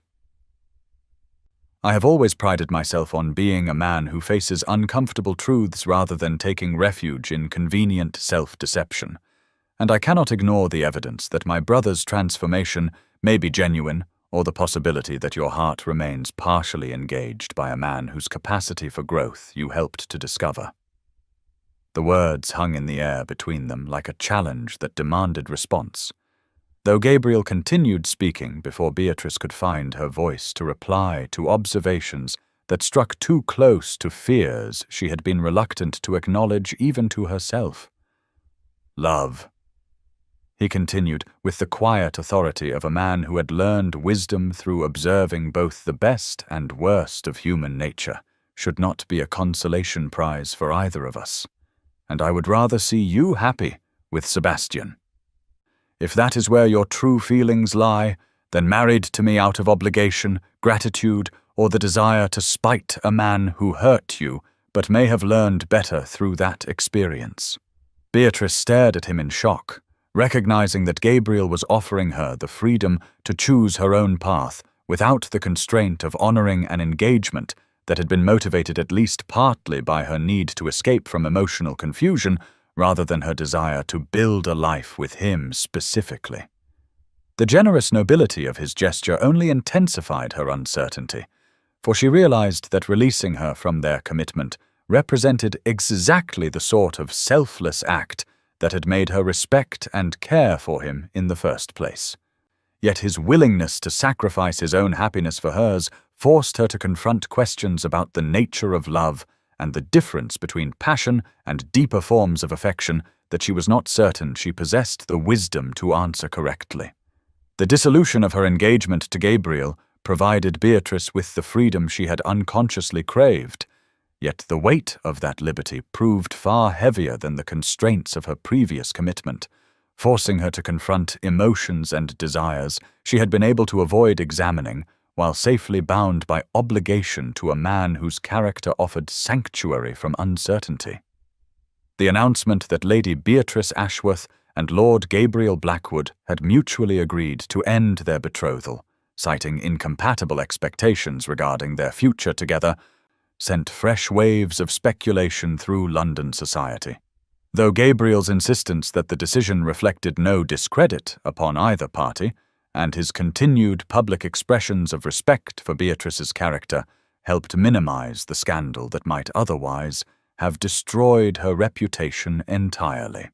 Within days of the announcement, Beatrice found herself overwhelmed by the well-meaning advice of friends and family members, each offering their own interpretation of recent events and their recommendations for how she should proceed, until the cacophony of opinions became unbearable and she resolved to seek the solitude necessary for honest self-examination. Lady Margaret, recognizing her daughter's need for retreat from the pressures and expectations of society, suggested a sojourn at Willowbrook, the family's modest country estate in Derbyshire, where Beatrice could enjoy the peace and natural beauty that had always provided her with clarity during times of emotional turmoil. The invitation was extended to include Cordelia, whose friendship had sustained Beatrice through every crisis of her adult life, and whose practical wisdom could be relied upon to cut through romantic confusion with the efficiency of a well-honed blade. The two young women departed London on a crisp morning in early May, their carriage loaded with books and correspondence that would occupy their time during what promised to be an extended period of reflection and decision-making. Though Beatrice suspected that no amount of rational analysis would entirely resolve the conflict between her heart's desires and her mind's assessment of what constituted prudent choices for her future happiness. Willowbrook's gardens provided the perfect setting for the long walks that became a daily ritual during Beatrice's retreat from society, the estate's informal landscaping and wildflower meadows offering a stark contrast to the manicured perfection of London's parks and the constant awareness of being observed and judged that characterized metropolitan social life. During these rambles, Cordelia proved herself an invaluable companion, listening to Beatrice's confused recounting of recent events with the patience of a confessor, and the insight of someone who had witnessed the entire drama from its inception. Her questions designed not to influence her friend's conclusions, but rather to encourage the thorough examination of feelings and motivations that would be necessary for any lasting resolution of her romantic dilemma. "Tell me honestly," Cordelia said during one particularly beautiful afternoon as they paused beside a stream that wound through the property's lower meadows, "when you imagine yourself 5 years from now, married and settled with children of your own, which man appears in that vision naturally, without conscious effort to place him there?" Beatrice considered the question with the seriousness it deserved, closing her eyes to block out external distractions as she allowed her mind to drift toward the future she hoped to create,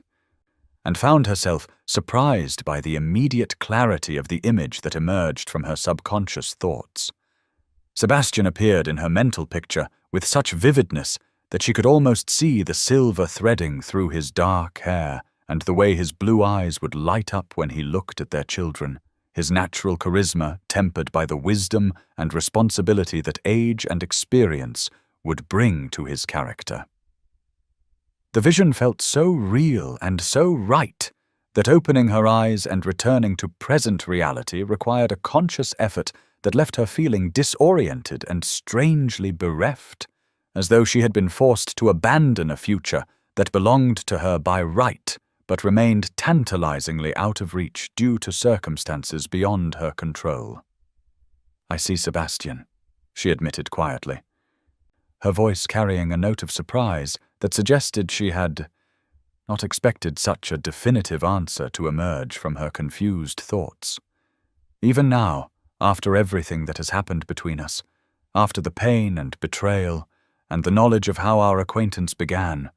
when I imagine true happiness and complete contentment, he is there beside me, changed by experience, but fundamentally the same man whose intelligence and passion first captured my attention despite my every effort to remain indifferent to his considerable charms. Cordelia nodded with the satisfaction of someone whose intuition had been confirmed by careful observation, her expression gentle but determined, as she prepared to voice truths that might prove difficult for Beatrice to hear, despite their necessity. "You care for Gabriel deeply, Msir," she said with the directness that characterized her approach to emotional complexities, "and your respect for his character is both genuine and well-founded. But your feelings for him are those of warm friendship rather than the sort of passionate love that should unite husband and wife for the duration of their natural lives. Gabriel deserves a woman who will see him as the most fascinating and attractive man in any room, not someone who appreciates his many virtues while secretly yearning for the excitement and intensity that only his brother can provide." The observation struck Beatrice with the force of revelation, illuminating aspects of her engagement that she had been reluctant to examine too closely, and she realized that Cordelia had identified the fundamental flaw in her relationship with Gabriel that made their eventual separation inevitable regardless of Sebastian's involvement in the situation. "You are right," she said simply, her voice heavy with the weight of finally acknowledging what her heart had known from the beginning, despite her rational mind's arguments in favor of security and compatibility. "I convinced myself that respect and friendship provided a more solid foundation for marriage than passion and uncertainty, but I was attempting to settle for a pale imitation of what love should be, rather than risking everything for the genuine article. Gabriel recognized this truth before I was willing to admit it myself, and his decision to release me from our engagement represented an act of love that honored both our futures more than maintaining a commitment that would have satisfied neither of our deepest needs. The conversation continued as they walked back toward the house, Beatrice's understanding of her own heart growing clearer with each step, until she felt ready to confront the remaining obstacles that separated her from the future she truly wanted, regardless of the challenges and uncertainties that choice might entail. The news of Sebastian's accident reached Willowbrook through a messenger dispatched by the Earl of Ashworth, who had received word from Lady Margaret that the Duke of Ravensholm had been seriously injured when his curricle overturned during a wild dash from London to his Gloucestershire estate,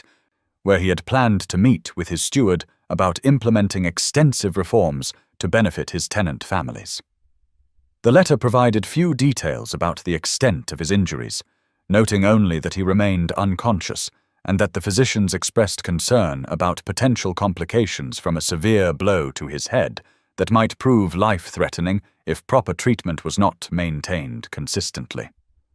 Beatrice read the communication twice before its full implications penetrated her consciousness, and when the reality of Sebastian's condition finally registered, she felt as though the world had shifted beneath her feet, leaving her struggling to maintain her balance in the face of a terror she had never imagined possible.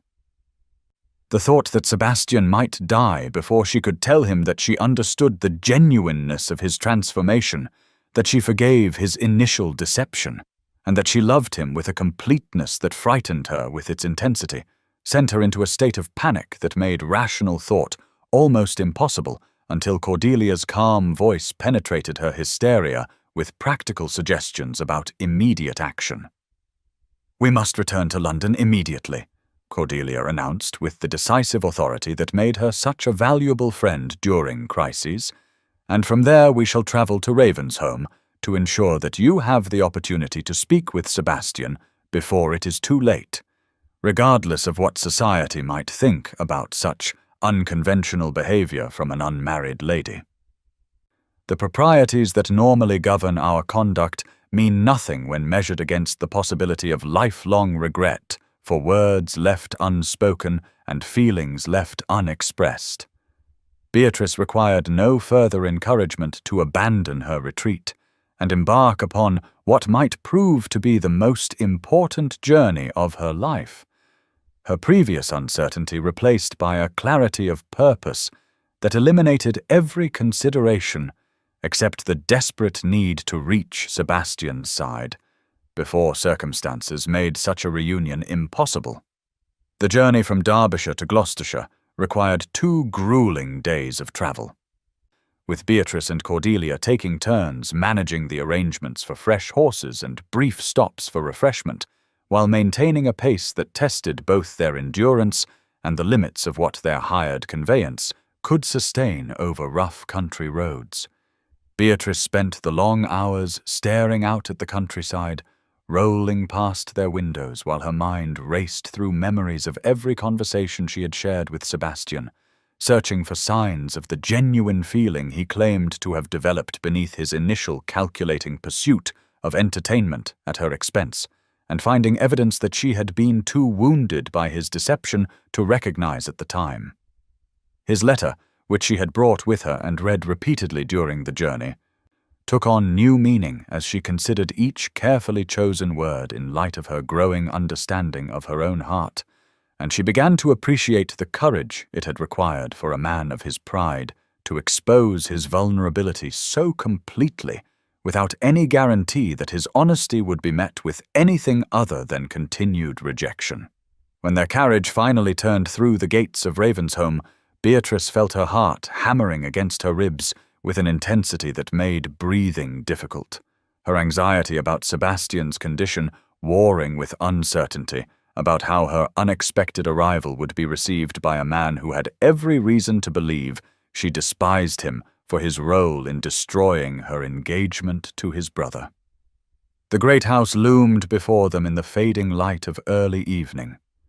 its imposing facade softened by the golden glow that spilled from numerous windows, suggesting a level of activity that offered hope about Sebastian's recovery, while providing no specific information about his current condition or prognosis for complete healing. Gabriel emerged from the main entrance before their carriage had come to a complete stop, his appearance disheveled in a way that suggested he had not left his brother's side since receiving word of the accident, his expression carrying a mixture of relief at seeing Beatrice and concern about the circumstances that had brought her to Ravensholm at such a critical moment. "Beatrice," he said simply as he helped her down from the carriage, his voice rough with exhaustion and emotion, "I am grateful that you came, though I confess uncertainty about what motivated your decision to make such a difficult journey under these circumstances."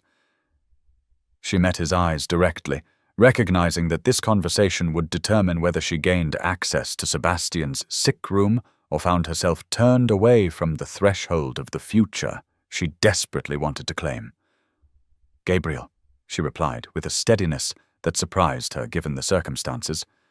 "I came because I realized that if Sebastian dies without knowing that I love him, despite everything that has passed between us, I will never forgive myself for allowing pride and wounded feelings to prevent me from acknowledging the truth that my heart has known since almost the beginning of our acquaintance." Gabriel studied her face with the careful attention he had always brought to important decisions, and she could see the moment when he recognized the complete sincerity of her declaration, his expression shifting from wariness to something that might have been relief, mixed with a sadness that spoke to his own sacrifice in releasing her from their engagement. "Come then,"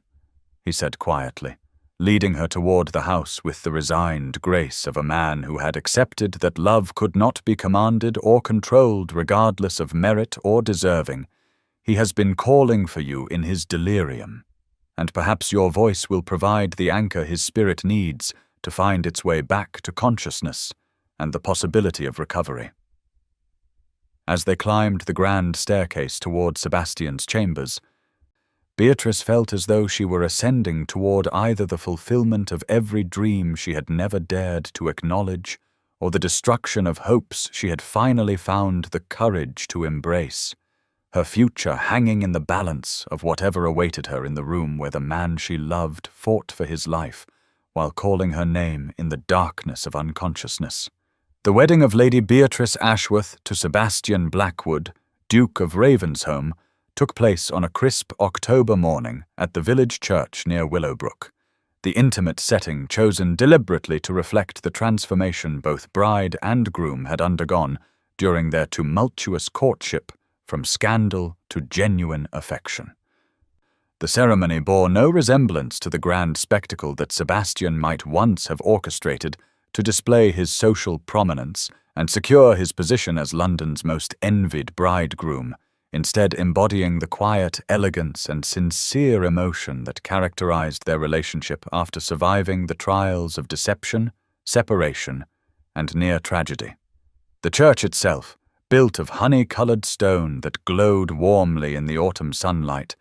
provided a perfect backdrop for vows that acknowledged both the unconventional nature of their romance and the deep love that had emerged from circumstances that might have destroyed less resilient hearts, while the small gathering of family and close friends who witnessed their union represented only those whose affection for the couple was genuine rather than merely socially motivated. Gabriel stood beside his brother as best man, his presence serving as living testament to the power of forgiveness and family bonds that could survive even the most challenging circumstances, his own recent engagement to Miss Cordelia Fairfax having provided him with the happiness he deserved after his generous sacrifice for his brother's welfare. The sight of Gabriel supporting Sebastian during this most important moment of his life moved many witnesses to tears, as they recognized the profound love between brothers who had learned to value each other's happiness above their own desires. Their relationship strengthened rather than weakened by the romantic complications that had tested their loyalty and mutual respect. Beatrice approached the altar wearing a gown of ivory silk that had belonged to her grandmother, its simple elegance enhanced by a veil of Brussels lace that caught the light streaming through the church's stained glass windows, her appearance radiant, not merely because of her natural beauty, but due to the joy and certainty that illuminated her features as she prepared to pledge herself to a man whose love she had earned through adversity rather than received as tribute to her social position or family connections. Sebastian waited at the altar with an expression of wonder that suggested he still could hardly believe his good fortune in securing the hand of a woman whose character had challenged him to become worthy of her regard, his usual confidence replaced by a humility that made him appear younger and more approachable than the arrogant duke who had first appeared at Almack's with conquest rather than courtship in mind. When Beatrice reached his side and placed her hand in his, the electricity that had always sparked between them transformed into something deeper and more lasting, their physical attraction now supported by mutual respect and genuine understanding that promised to sustain them through whatever challenges marriage might present. The ceremony proceeded with traditional solemnity, though both bride and groom had insisted upon personalizing their vows to reflect the unique journey that had brought them together, their words carefully chosen to acknowledge past mistakes while affirming their commitment to building a future based upon honesty, trust, and the kind of deep affection that grows stronger under pressure rather than wilting at the first sign of difficulty. When Sebastian spoke his vows, his voice carried none of the practiced smoothness that had once characterized his romantic pronouncements, instead revealing the genuine emotion of a man who understood that he was receiving a gift he had not earned through his initial conduct, but had been granted through mercy and the transformative power of authentic love. "Beatrice," he said with quiet intensity that reached every corner of the small church, "I stand before God, and these witnesses not as the man who first approached you with calculated intention to prove my superiority in matters of the heart, but as someone you have taught to value sincerity over strategy and genuine feeling over temporary conquest. You have shown me what it means to love someone completely, without reservation or ulterior motive, and I promise to spend the remainder of my days proving worthy of the trust you place in me today." Beatrice's response carried equal weight of meaning, her voice steady despite the tears that threatened to overwhelm her, as she acknowledged both Sebastian's transformation and her own growth from impulsive rebellion to mature understanding of what constituted lasting happiness in marriage and life. "Sebastian," she began, her hazel eyes fixed upon his face with an intensity that made the rest of the world fade into insignificance. "When I first kissed you at Almack's, I intended only to shock you and perhaps teach you that not every woman would succumb to your legendary charm without resistance. I never imagined that my gesture of defiance would begin a journey that would teach me the difference between passion and love, between excitement and genuine contentment, and between the man you appeared to be and the man you were capable of becoming. You have shown me that redemption is possible for anyone willing to acknowledge their faults and work toward improvement, and I promise to love and support you as you continue to grow into the husband, father, and leader I know you can be."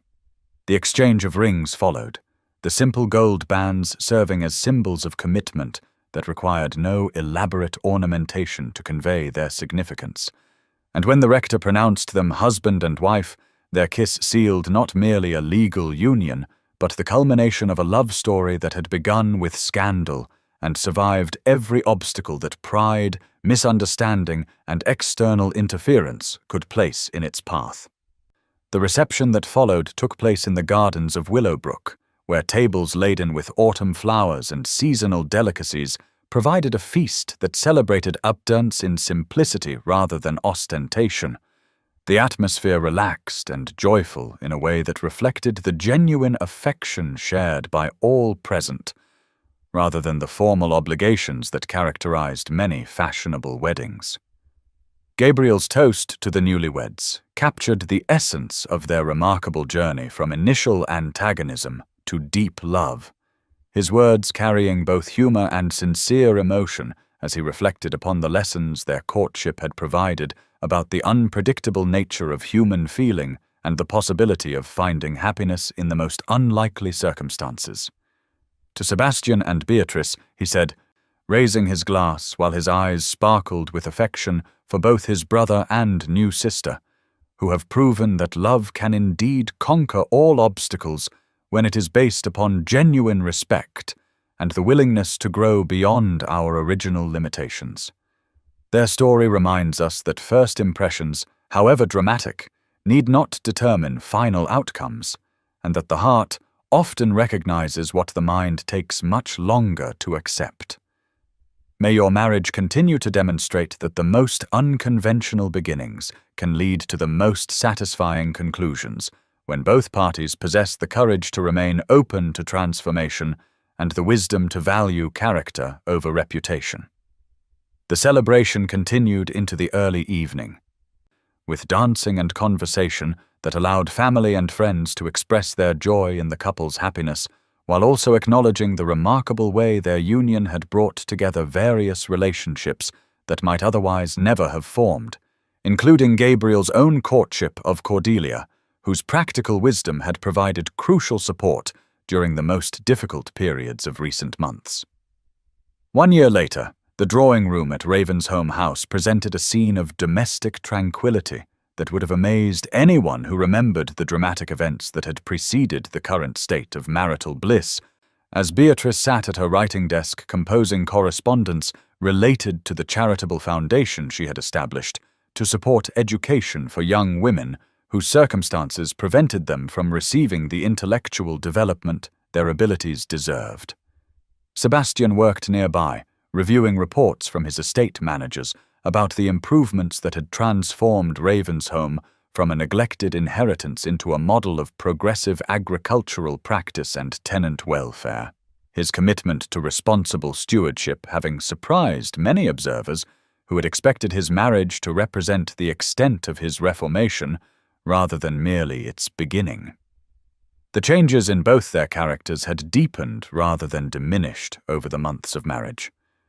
As they discovered that the process of building a life together required constant attention to each other's needs and aspirations, their initial attraction having evolved into a partnership that combined passion with practical cooperation and mutual support for individual as well as shared goals.